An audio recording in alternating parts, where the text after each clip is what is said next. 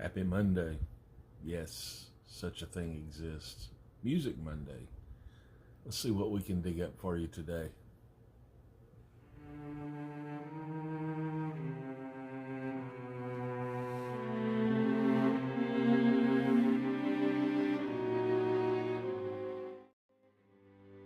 Dmitry Shostakovich lived one of the most harrowing creative lives of the 20th century, caught between his musical genius and the brutality of Soviet Russia.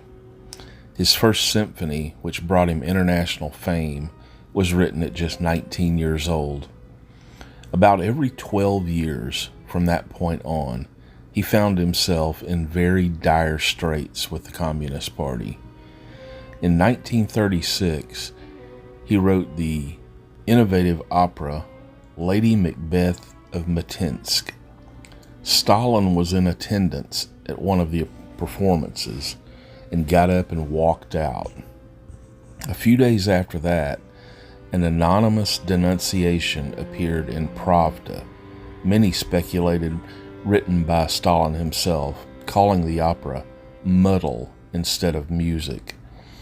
It's since become widely recognized that David Zavlovsky, a music critic with the Communist Party, wrote that.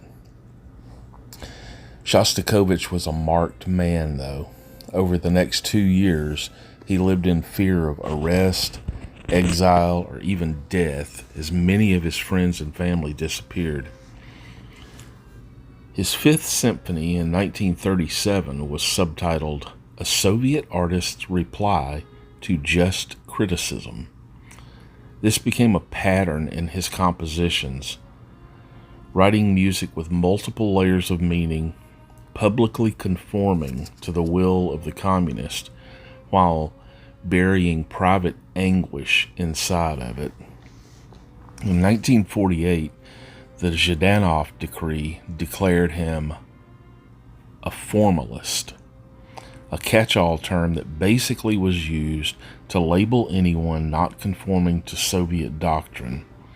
He was forced to write propaganda music and make humiliating public confessions. He hid his most personal works, including many of his string quartets. He was traumatized. After Stalin's death in 1953, there was a bit of a thaw against him. In 1960, Nikita Khrushchev appointed him to a position which he saw as a way to ensure his safety. The caveat: he had to join the Communist Party, something he had resisted up until this point.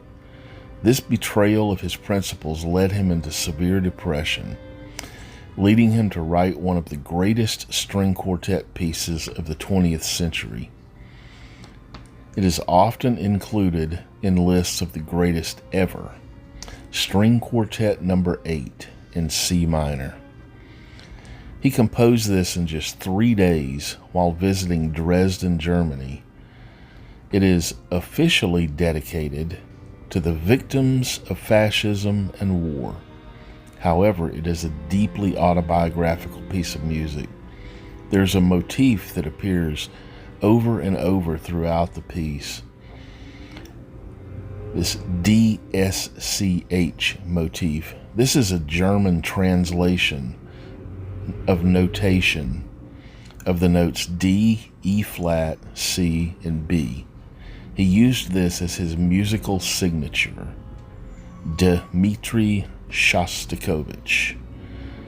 This 4-note theme appears obsessively throughout all 5 movements, giving it an almost suffocating sense of personal anguish. The piece also quotes many of his earlier works. It becomes like a musical picture of his life. There are personal notes he wrote of this time indicating it was intended to be a tribute to his life after he was gone.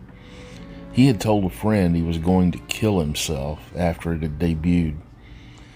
The music ranges from the stark, haunting opening to moments of savage brutality and terror, returning to desolation. He wrote, "I started thinking, if I die, Nobody is going to write a work in memory of me, so I had better write one myself. This work has been written about and studied extensively. Here are some of the words and phrases people have used to describe it. The first movement: bleak, desolate, haunting, suffocating, anguished, tormented, despairing, unrelenting, claustrophobic, tragic, funereal, elegiac. Second movement has been described as frenetic, agitated, nervous, manic, almost hysterical, biting, sardonic, like a desperate dance or flight. Third movement: grotesque, macabre, mechanical, militaristic, brutal, mocking, sinister, described as evoking totalitarian terror. The fourth movement: emotional, devastating, intensely painful, raw, vulnerable, exposed, a cry of despair or slow collapse. The fifth and final movement: resigned, defeated, exhausted, hollow, empty, like fading consciousness or death, provides no catharsis or resolution, just desolation. The recurring DSCH motif is often described as obsessive, insistent, a signature being written again and again, a person trapped in psychological prison, profound suffering. It is striking how well all of these descriptives capture the feeling of this piece of music. I personally get all kinds of images that fit these descriptions, like a person sitting in some kind of cell, waiting, listening, breathlessly. Imagery of soldiers banging on the door, a frantic kind of running, constantly looking over the shoulder, waiting for the inevitable horror that's encroaching. Military images, desolation, ruin, constant fear and dread, and then it just fades into darkness. It is really an amazing work, as bad as it sounds. The fact that a person could use 12 notes and 4 instruments to create something like that is astounding. I will include several links to both audio and video of various performances of this incredible piece of music, written 65 years ago now. Even if you aren't a fan of this kind of music, you really should experience it at least once in your life. Listen to the entire piece, uninterrupted, and see what kinds of imagery and emotions come to mind for you. Thanks for watching.